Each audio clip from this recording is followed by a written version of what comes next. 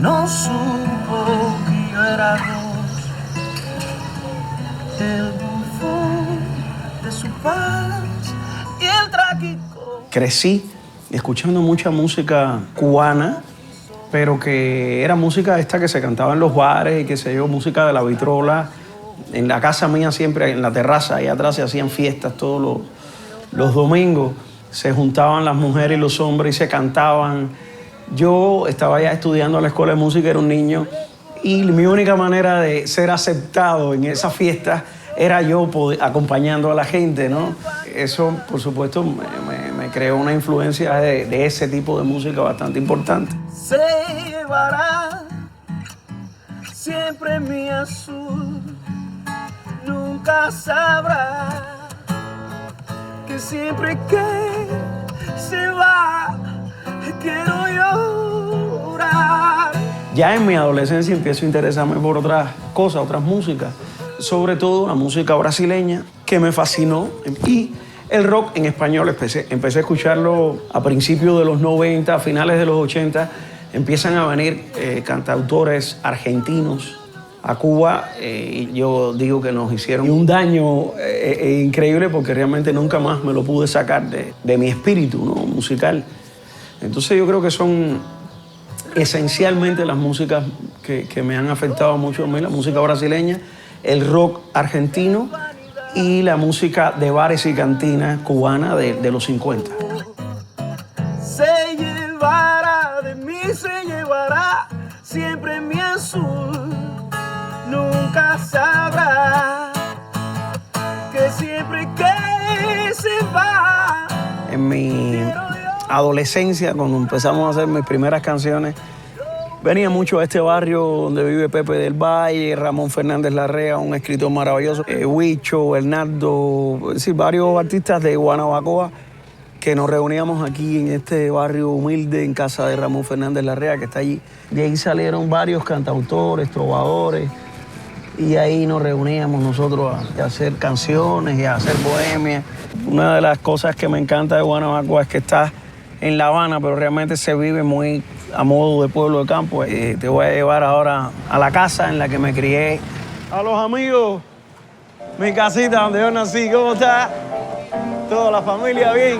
Guanabacoa es un barrio, una tradición musical bastante importante. Es la tierra de muchos músicos importantes también, como Lecuona, Rita Montaner, Bola de Nieve. Ay, caserita, no me dejes ir, porque después te vas a arrepentir y va a ser muy tarde ya.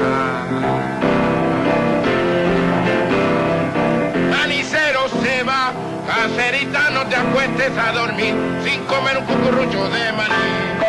Es una tierra además que tiene mucha tradición de la cultura afrocubana. Me ha afectado mucho, digamos, en mi obra, ritmáticamente, y qué sé yo, es muy enriquecedor. Es decir, Guanabacoa es un mundo donde la gente, todo el mundo es músico de algún modo, ¿no? Por supuesto, toda esa influencia, ese entorno me afectó a mí, y yo me sumé a ese mundo de la música.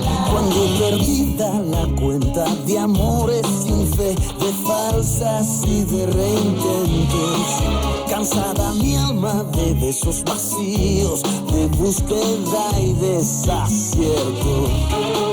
Cuando pensé que era eterno el hastío, cuando pensé quedarme en el intento, como enviada a cambiar mi destino, como a callar mi lamento. Digamos, a dedicarme profesionalmente a la música como tecladista de un grupo que se llamaba Distensión, que acompañó a muchos cantautores importantes de finales de los 80, principios de los 90.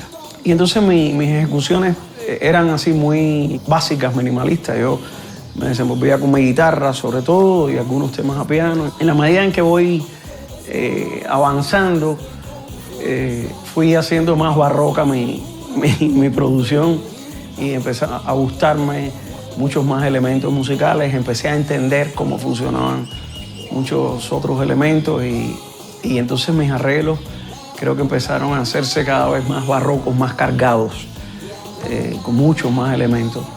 Ahora ya me di cuenta que llegué a ese tope a veces donde me paso de detalles en una canción. Entonces trato de hacer un balance y ser un poco más relajado con los arreglos. y no preocuparme tanto en los detalles, ¿no? Hacer que la canción se deje ir solita y que fluya. Como puerta se me abre tu vida, mostrando verdad. Me entregas la llave y lo sabes tú. Que sé que cuando me amas nada escondes. Que donde encuentras cierto amor respondes. Que hiciste de un desierto un jardín en mi alma. Tu amor que me devuelve la calma. Yo viví en México aproximadamente 20 años. Y decido ya regresar, pero no fue una decisión que tomé de un día a otro, sino realmente empecé a venir cada vez más seguido, y me costaba más entonces regresarme a México. Llegó un momento en que ya estaba pasando más tiempo aquí que allá y dije, bueno, ya pues el departamento allá ya no se puede seguir rentando, no tiene sentido. Yo creo que mi ciclo en México también lo sentía que ya estaba como culminando. Yo hice un contrato con una disquera con la cual hice mis discos. Lo que yo quería de ese contrato, lo que yo quería recibir, que era un poco de promoción, de proyección internacional, yo ya lo tenía. Yo creo que ya podía regresarme a Cuba y entonces ya desde aquí seguir haciendo mis cosas.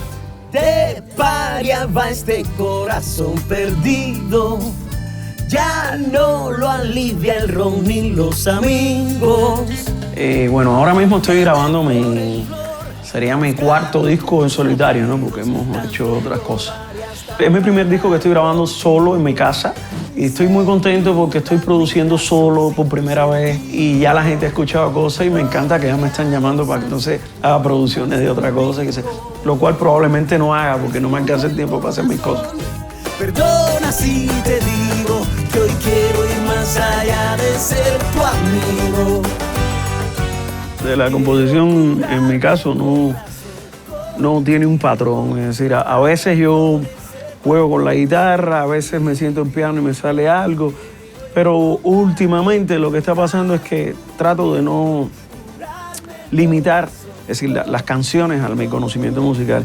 Entonces trato de componer solamente la melodía, con letras si es posible, y grabarla así en el celular, lo que tenga, y después entonces vengo y trato de ponerle la armonía.